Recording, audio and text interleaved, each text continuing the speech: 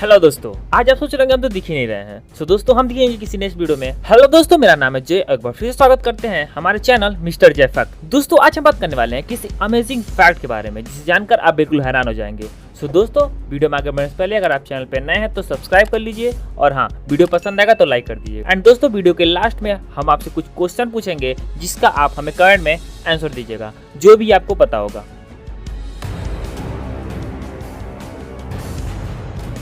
Number 1 पे fact है। देखिए दोस्तों, आप किसी भी करेंसी के नोट पे देखेंगे तो आपको उस पे एक लाइन लिखी हुई दिखेगी जिस पे लिखा होता है, मैं धारक को इतने रुपए देने का वादा करता हूँ। जिसका सीधा सा मतलब होता है कि जो करेंसी होल्डर है उनके पास उतने रुपए की संपत्ति है और वह उन्हें कहीं पर भी यूज कर सकते हैं। लेकिन अगर आप 1 रुपए के नोट पे देखेंगे तो ये लाइन नहीं लिखी होती है। अब सवाल आता है कि जब नए पुराने सभी नोटों पर ये लाइन लिखी होती है तो 1 रुपए के नोट पे क्यों नहीं लिखा होता है? तो देखिए दोस्तों, ये जो प्रॉमिस लिखा होता है वो एक्चुअल में रिजर्व बैंक ऑफ इंडिया की तरफ से होता है, जिसमें आरबीआई कहता है जब तक ये नोट की जो एग्जिस्टेंस है वो सही सलामत है तब तक किसी भी कंडीशन में इस नोट की वैल्यू इतनी ही रहेगी। लेकिन दोस्तों, 1 रुपए के नोट को आरबीआई कभी छापता ही नहीं है, इसीलिए नोट पे ना तो आरबीआई के सिग्नेचर होते हैं और ना तो आरबीआई का नाम, और इसीलिए 1 रुपए के नोट पे ये प्रॉमिस भी नहीं लिखा होता है। हम चलते हैं नेक्स्ट फैक्ट की तरफ। Next fact. देखिए दोस्तों, अगर आप गांव में क्रिकेट खेलते होंगे तो आपके पास स्टंप होगा और स्टंप ज्यादा से ज्यादा कितने का आता होगा? 500 का। लेकिन दोस्तों, क्या आपको पता है कि जो आईपीएल मैच होते हैं, इंटरनेशनल मैच, उसमें जो स्टंप यूज होता है वो कितने का होता होगा? आप जो यूज करते हैं वो तो 500 का होता है, लेकिन दोस्तों जो वो एलईडी लाइट्स वाले स्टंप होते हैं जो इंटरनेशनल गेम्स में होते हैं क्रिकेट में, उसमें दोस्तों जो स्टंप होते हैं वो 25 से 30 लाख से एबव, मतलब उससे भी ज़्यादा के होते हैं।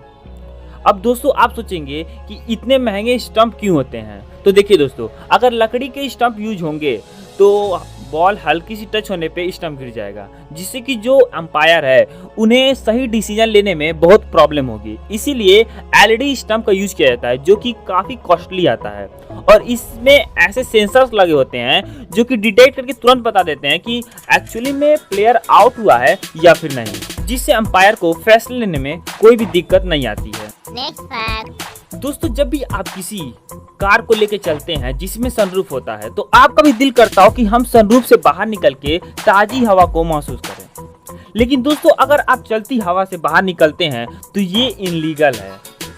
अब आपका सवाल आता होगा, अगर बाहर निकलना इनलीगल है सनरूफ से तो कार सनरूफ देती क्यों है? तो देखिए दोस्तों, अगर आप चलती हुई कार से बाहर निकलते हैं तो अगर अचानक से कोई कार के सामने आ जाता है और ब्रेक लगता है तो आप सनरूफ से बाहर जा सकते हैं, जिससे आपको चोट भी लग सकती है और इंजरी भी हो सकती है। इसीलिए गवर्नमेंट सनरूफ को सेफ नहीं मानती है। चलती हुई कार में बाहर निकलना इलीगल माना जाता है। अब दोस्तों, सनरूफ बनता क्यों है? देखिए दोस्तों, जो ठंडी जगह होती है वहाँ पे ज्यादातर धूप आती ही नहीं है, और जो ठंड के देशों में कार के ड्राइवर्स होते हैं वो ज्यादातर कार्स में ही व्यतीत करते हैं। मतलब अगर उन्हें धूप नहीं लगेगी तो जाहिर सी बात है उनको बॉडी प्रॉब्लम्स हो जाएंगी और विटामिन डी की कमी भी। तो दोस्तों, इसी के लिए जो कार्स के ओनर को प्रॉब्लम ना हो, इसीलिए कार्स वाले सनरूफ देते हैं, जिससे कि वो सनरूफ खोल के धूप को ले सकें, जिससे उन्हें भी कोई प्रॉब्लम ना हो। दोस्तों, नेक्स्ट फैक्ट है।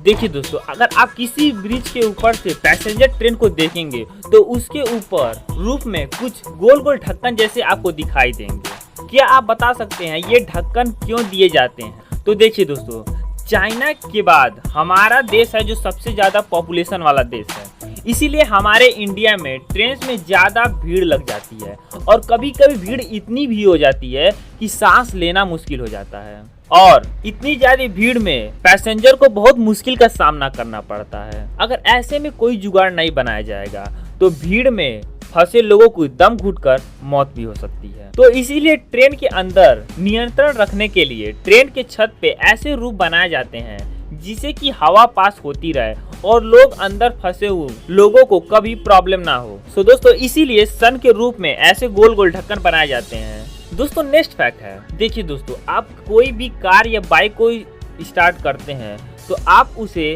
सेल्फ से स्टार्ट करते हैं, लेकिन सेल्फ से स्टार्ट करने के लिए उस गाड़ी में बैटरी भी होना जरूरी होता है।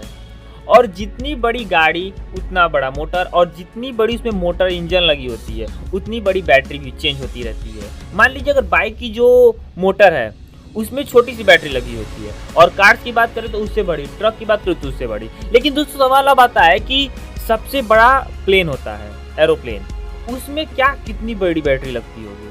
तो देखिए दोस्तों, जो बाइक होती, कार्स होती है, वो जो उसकी इंजन होती है वो तो बैटरी से स्टार्ट हो जाती है, लेकिन जो एरोप्लेन होते हैं उसमें जो इंजन लगे होते हैं, उस इंजन को स्टार्ट करने के लिए एक छोटा सा इंजन लगा होता है। पायलट पहले उस छोटे से इंजन को स्टार्ट करते हैं और उस इंजन से बड़े इंजन को स्टार्ट किया जाता है। लेकिन दोस्तों प्लेन्स के अंदर भी बैटरी होती है, उस छोटे से इंजन को भी स्टार्ट करने के लिए छोटी बैटरी लगती है।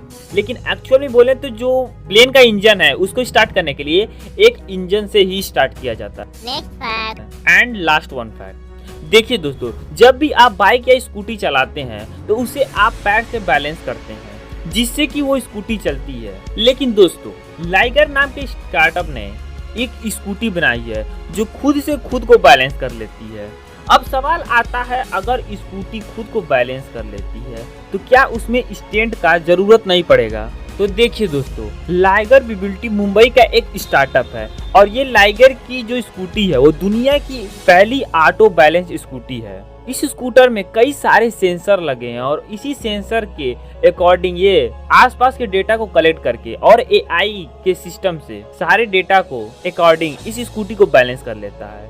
और इस स्कूटी के सारे सेंसर तभी काम करते हैं जब ये स्कूटी स्टार्ट होता है, और जब आप कहीं पे खड़ा करेंगे तो जाहिर सी बात है आप स्कूटी बंद करेंगे, और जब आप स्कूटी बंद करेंगे तो इसे स्टैंड पे लगाना पड़ेगा। तो दोस्तों ये स्कूटी तभी काम करती है जब चालू होता है, बाकी आपको बंद करने के बाद स्टैंड लगाना पड़ेगा। अब दोस्तों हम आपसे 3 क्वेश्चन पूछते हैं जिसका आंसर आप कमेंट में दीजिएगा। दोस्तों पहला क्वेश्चन है, हमें 2000 के नोट कम क्यों दिखते हैं। और सेकेंड क्वेश्चन है, इंडिया का सबसे बेस्ट बल्लेबाज कौन है। और तीसरा क्वेश्चन, इंडिया का सबसे लॉन्गेस्ट हवाई अड्डा कौन सा है और कहाँ है। सो दोस्तों आई होप आपको ये वीडियो पसंद आया है। अगर पसंद आया होगा तो वीडियो को लाइक कर दीजिएगा, चैनल पे नया है तो सब्सक्राइब कर दीजिएगा, और इस सारे क्वेश्चन का हमें कमेंट में आंसर दीजिएगा। तब तक के लिए जय हिंद।